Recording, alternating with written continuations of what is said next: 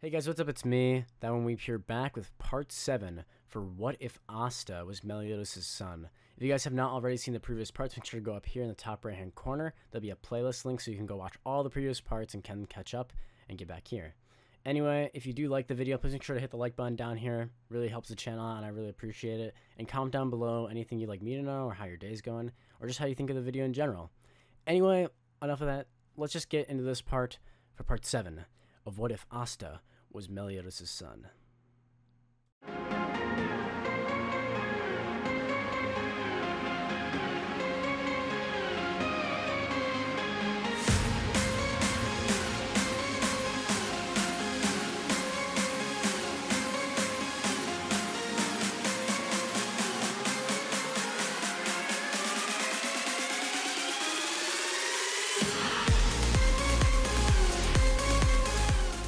This is a tale of ancient times, an era before the human and non-human worlds were forever divided. After many, many battles, the 7 deadly sins, an order of legendary knights, would be divided. Dragon Sin Meliodas and Princess Elizabeth would have a son in a faraway land, and his name was Asta. Asta would eventually attain his own grimoire and start his journey to become the Wizard King. Asta, Noelle, and Charmy have now all returned back to the Black Bull's base. As soon as Asta walks into the door, he would actually run into Magna and Luck, who would tell him that they had actually earned a star for their job that they were sent on by Yami. Asta would then smile before he would tell Magna, his senpai, that he had actually leveled up onto the next rank of Magic Knight. Magna would be shocked. Already? You've only been in the squad for a little bit anyway. Magna would be surprised when Asta and Chari had both risen in ranks as the Magic Knights.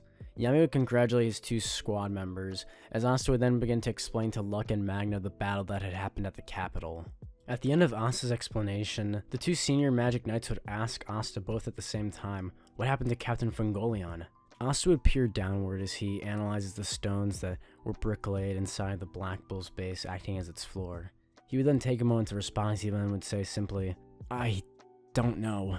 Asta would then have a grimace on his face as the 2 seniors would be also equally confused. Yami would then come around as he then puts his hand over Asta's head, squeezing it a little bit, as Asta would ask what that's for. Yami would then laugh, saying Fungolion would not die that easily, so they don't really have to worry about him that much. Asta, though, would still feel guilty as he was the one who saved the city, but he forgot to save the one person right by his side. How can he call himself the next Wizard King if the person right behind him just gonna go missing right under his watch? He didn't even have any idea what happened. It's like he just vanished. Suddenly a portal would appear as Finral leaps out of it, saying that he needs Asta's help as he bows down on both knees, practically begging him. "Whoa, Finral, what's up?" Asta would say. Finral would look up with tears in his eyes, saying, "Asta, please come with me. You see, I may or may not have scheduled a mixer with these 3 girls, and the other 2 guys ditched on me, man." Finral? Yeah? What's a mixer?" Asta would say, with a question mark practically forming over his head. Finral would fall on the ground as he realized that Asta might be one of the worst people to ask. Luck would then volunteer, asking if it's going to be a fight, then he'd want to go too as he starts punching the air. Finral would decide that these 2 guys are probably his best bet. But then again, pretty much everyone in the Black Bulls is a weirdo, so I think these 2 are the most normal that I can get right now, Finral would say. Asta would ask what he means, before Finral would then cheer up as he makes another portal. "Onwards, men, to our date." As Finral would point towards the portal, Asta would say, "Alright," as Asta, Finral, and Luck would all enter the portal. Noelle would quickly run in behind the portal before it can close, as she would find out where the 3 of them are going.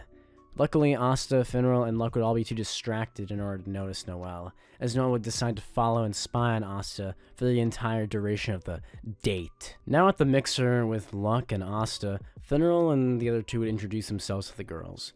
It goes about as well as you would expect with people as dense as Luck and Asta, and the girls really aren't that impressed.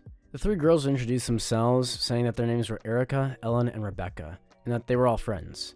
Finral would notice that the girls were not really gaining any interest in any of them, and he was deciding this was going to be a bust. So he would try and ask them about what they did in their free time, their jobs, any hobbies, just keeping the conversation going. The girls would tell them that they'd actually rather hear about them and what they do as Magic Knights. Which then Luck and Asta would finally have something to add to the conversation, when they talk about their jobs and fighting.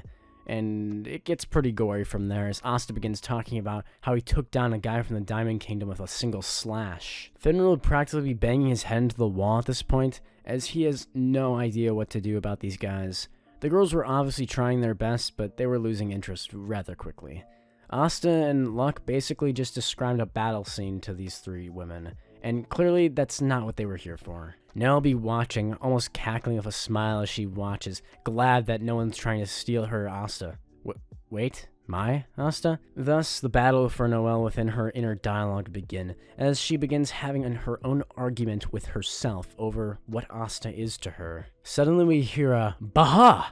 as we see a very familiar someone from the Green Mantises telling Noelle, or this waitress girl from his perspective, to get him another drink.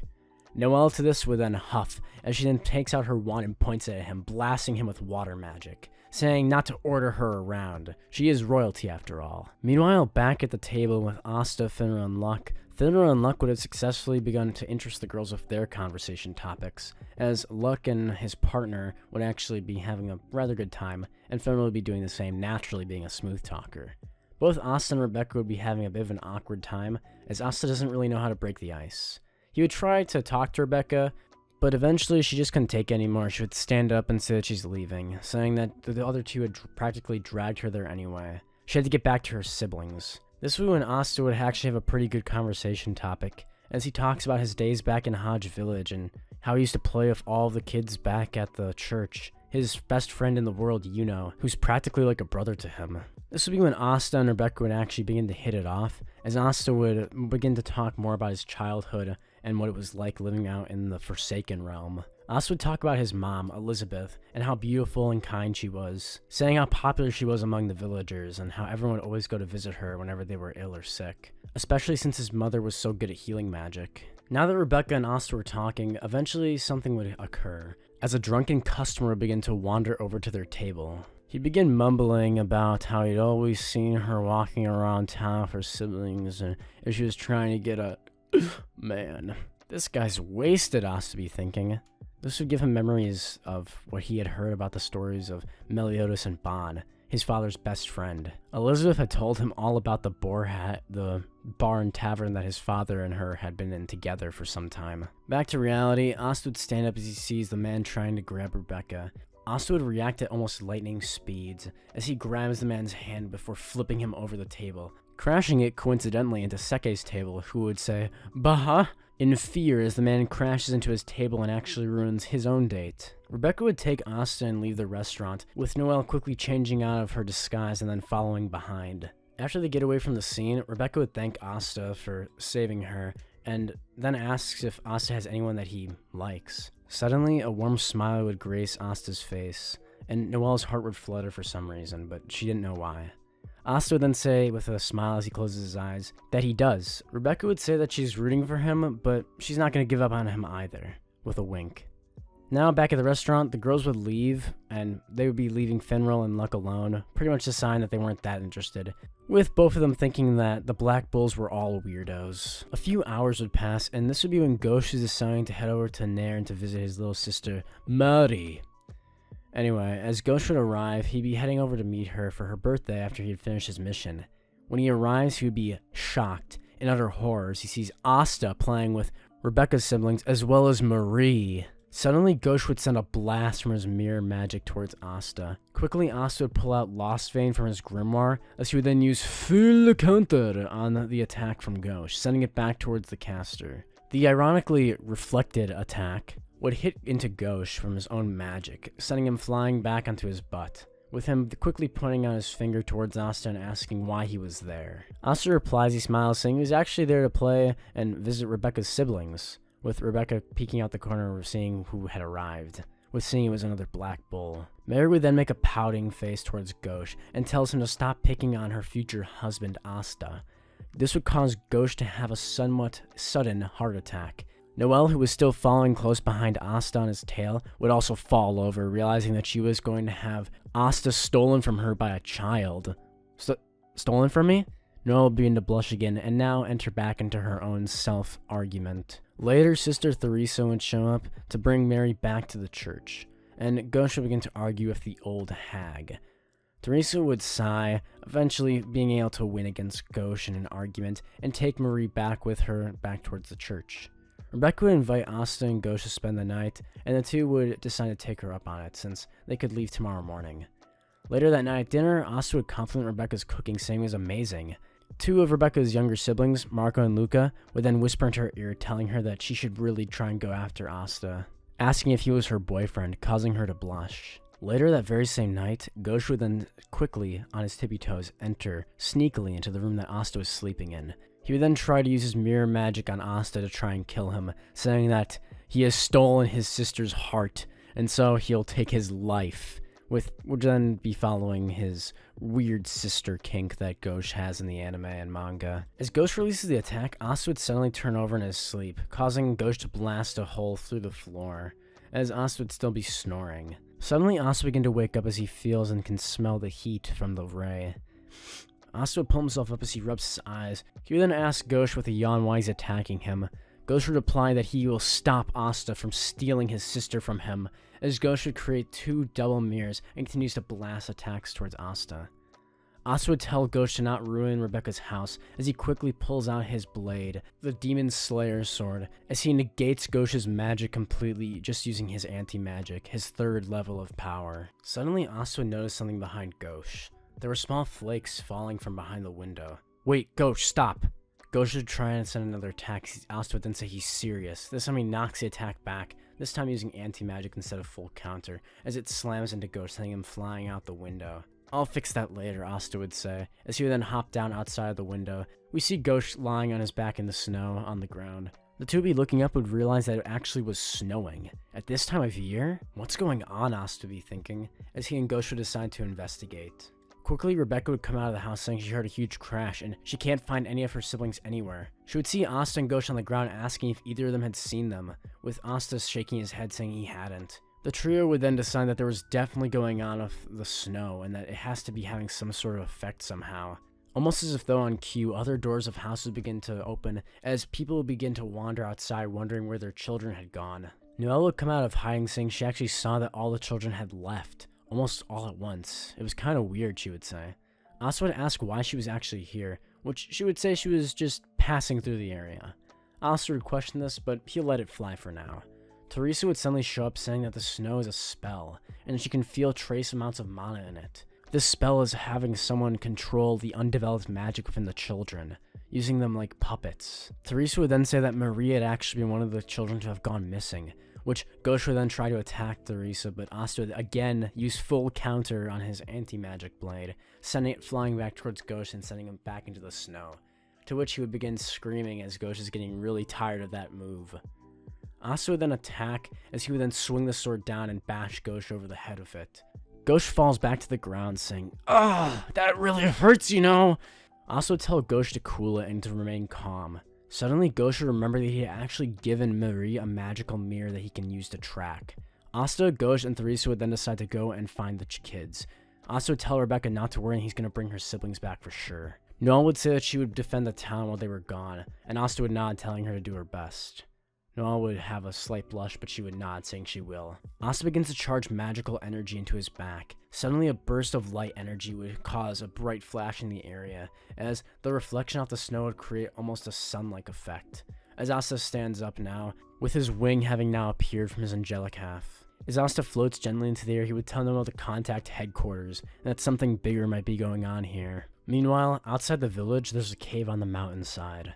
There we see two people.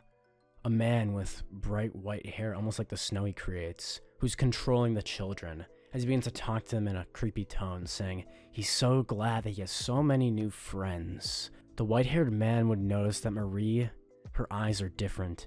She's obviously not under his magical powers control. Marie herself would know this, but it's because of the mirror that Gauche had given her, that when he had started to use his tracking magic had freed her from the spell. The man would then tell Marie that if she wants to be friends with him, then she needs to go back under his control so they can be friends again. Marie would then reply with a pouting face that that's not what a friend is. The guy would then hit Marie over the face as she falls to the ground with a bit of tears in her eyes. Nij, the guy with the white hair, Nij's brother, Baro, would then punch Nij, telling him to not hit the goods.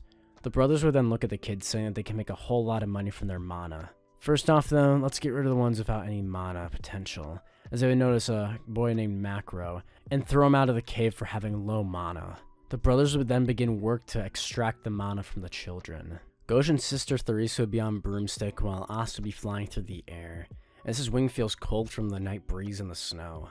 Gauche would say that they're there, as the three would then land outside the cave, where the mirror said that the tracking point last was located with Marie. Asta would notice several children had been thrown outside the cave, outside on the ground, with their face in the snow. Asta would then tell Gauche to head down into the cave, while he and sister Theresa can take these kids back to the village so they can be safe. Gauche would say he's only going to help Marie, and if Asta wants to help the other kids, that's up to him. Theresa and Asta begin to use their respective healing magics, while we see Theresa beginning to use fire magic to warm the children up, and Asta would create a healing light using his angelic half. Asta would tell the little kids to wait out here while he goes and takes care of the bad guys, and to also get the rest of the kids. The kids would be unresponsive for some reason, and Asta would then realize that they're all still under the spell, as Asta would then decide to use his anti-magic. Gather them all around here, as they would then pile the kids in a circle. Asta would take his right hand as he then places it over each of their chests. Asta would close his eyes as he feels tendrils of dark energy wrapping around him. The symbol on his forehead that every demon prince can acquire when they're about to go into assault mode would suddenly flicker for a second, before dark red energy would then come pouring out instead of the usual dark purple that the demon race is known for. This anti-magic energy would cover the kids, as Asta would easily negate the spell. Suddenly they would all snap out of it, asking what's going on, with Asta then repeating his question, telling them all to stay out here while he goes and saves the rest of the kids. They'd nod and say they'll stay with sister Theresa, as Asta would begin to enter the cave. The brothers would be laughing, having extracted so much mana from just a few kids. It would be Marie's turn next, but Gauche would arrive just in time, as Gauche sees Marie bruised and battered from their attacks after she had been awoken from the spell. Gauche in a rage would attack the two brothers. Nige would be ordered to stop Gauche, and Nige is unable to do anything, as Gauche's rage is easily blasting through all the snowmen that are being controlled to attack Gauche. Gauche is just blasting through them easily. The brothers would be wondering how much power Gauche has, as he sees them in his rage state. Suddenly, even Gauche could feel this, as the two brothers would fall to their knees, almost like gravity just got heavier in the room. The air itself felt like their lungs were sinking in their chests, as every step felt like a pounding of an elephant. We hear it. Step. The cave rumbles. Step. It shakes like an earthquake from a mad god. As Asta gently walked into the cave, it would appear like the calm before the storm, as suddenly Asta's right eye would begin to turn into a dark purple. This energy began to sink through the entire air, making the entire cave feel like a dark abyss, even darker than it used to be before. As I've already mentioned, people in Black Clover cannot sense the same magical energy since it's on a different frequency that people from the Seven Deadly Sins world has. So when Asta is powering up his magical power, and he actually releases some of his demonic energy, which boosts him a lot, they just see that he has no mana, since he still only has anti-mana in this world, from this world's frequency of magic. The two would begin to nervously sweat as they laugh, saying that Asta's probably just a weakling who's there to try and do his best against them, saying his mana level is pathetic, it's like it doesn't even exist. While Gauche is still just ripping through snowmen, the two brothers would decide to gang up on Asta, thinking that he must be easy prey. Asta begins to fold his wing back into his back, as the bright light would then disappear, as he allows the darkness to continue to take over his right half of his body. Sister Theresa would become walking into the cave, saying that the kids were all right outside, and she told them to wait there, leaving some fire magic with them. She wanted to come assist Gauche and Asta. As Theresa would walk in, sensing that some of the kids' mana had been taken from them, she would say this aloud, letting Asta know. Suddenly, Asta's face would tense up as his muscles would tighten, revealing his strength. Asta would simply say one word to Baro, and Nige, kneel. The two brothers would be shocked as Asta says this, his face barely holding back the rage that he feels, the dark marking on his forehead beginning to become more and more apparent as its opacity becomes less and less thin. Asta's darkness would begin to grow as he holds out his hand saying, "You have 10 seconds to kneel. If you two aren't kneeling before me in that time, you die." Suddenly Gauche would scream out as he attacks, trying to kill the two brothers. But before they can do so, Asta would look at Gauche as he suddenly swings Lost Vein almost out of nowhere. A wave of anti-magic would come flooding out as it blocks Gauche's attack. 5, 4, 3, 2. On the number count of 3, the brothers had then sent a contact to someone to come save them, as the two would then dive on their knees before Asta. Asta would take his foot and place it on one of their heads, smushing it into the ground, saying, "That's the attitude I'm looking for. Now, how do you reverse what you did to these children?" Nija began to mumble as he says they just wanted some friends. As he asked his brother what should they do, suddenly Sally would appear. Sally would begin cackling and laughing as Asta's eyes would look up.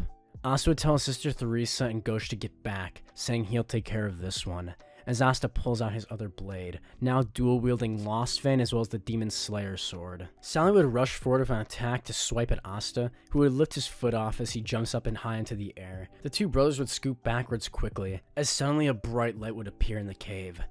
Light magic, Asta would think. Suddenly a beam of light would hit Gauche as he falls to the ground, with Marie screaming out for him. Asta would look up as he realizes he's going to have to fight all 4 of these guys at the same time. Can I win? Asta would say. This power, Asta would laugh as he begins to smile, his teeth now moving together as he pressurizes them, feeling his jaw tighten. Asta's eyes would lock with that of the leader of the Eye of the Midnight Sun. Sort of a 4-leaf clover grimoire, just like you know, huh? Asta would say. Well, I've kicked Yuno's ass plenty of times, so I don't think this will be too challenging after all, Asta would say. Oh, and by the way, Asta would say, his eyes now narrowing as he begins to smile even brighter, I can use light magic too. Asta would access both sides of his power as he evenly distributes his magic, Licht being kind of shocked as he watches this. Suddenly, a dark wing from the energy of the demon race and the light, bright white energy, that of the angels, would come together in perfect harmony, as Asta, for the first time in what has been years, would decide to go at 100% of his capabilities. It's time to push my limits, Asta would say as he braces himself, gripping both the Demon Destroyer and Lost Vein. Anti-magic. Suddenly, red and dark energy begin to cover the swords. Goddess magic. The wing in Asta's left side would begin to appear, as Asta's angelic half would begin to glow. His left eye began to turn into a bright light, orange with the same symbol that his mother has, the symbol of the goddess race. And his right side, darkness, the power of the demons. This, leader of the Eye of the Midnight Sun, is my assault mode. Asta peers upwards towards Licht, half his body covered in light, a cloak of light surrounding him, and the other half covered in darkness. 2 wings, one of dark and one of light, cover his back, as the symbol on Asta's head would be finally complete, the crowning symbol of a demon prince, half of it being covered in dark energy, and the other half practically glowing with light magic.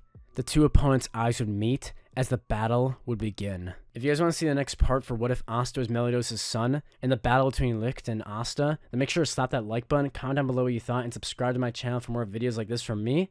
Anyhow, I'll see all of you guys in the next one. We got UI Naruto's finale finally coming out this weekend, so I'm excited for that. Anyway, I'll see y'all then. Goodbye.